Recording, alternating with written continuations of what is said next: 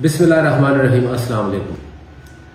आज मैं अपनी लीडरशिप से एक मुतालबा करना चाहता हूँ कि हमारे कायद, हमारे चेयरमैन, हमारे मुर्शद इमरान खान साहब जेल में हैं और इसकी सिर्फ एक ही वजह है कि वो इस मुल्क को आज़ाद करना चाहते हैं।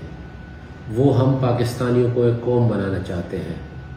8 फरवरी को अवाम ने हमें मैंडेट दिया, लेकिन इस जाबिर और जालिम निज़ाम ने हमसे वो छीन लिया।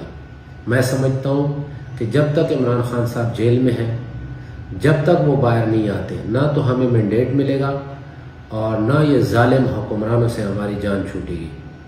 मैं अपने तमाम लीडरशिप से, अपने वर्कर से, अपने साथियों से, अपने पाकिस्तानियों से सबसे अपील करता हूँ कि खुदारा इमरान खान की रिहाई के लिए आप सारे इकट्ठे हो जाएं और लीडरशिप एक फैसला करें कि कब हमने बाहर निकलना है, हमने कब अडियाला पे धरना देना है, हमने कब इस्लामाबाद में धरना देना है।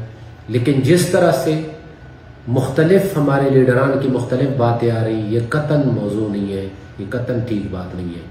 और मैं अपने तमाम वर्कर से और पाकिस्तानियों से अपील करता हूँ कि वो पाकिस्तान तहरीक इंसाफ के लीडरान से ये मुतालबा करें कि वो इमरान खान साहब के लिए की रिहाई के लिए फौरी तौर पर इक़दाम शुरू करें।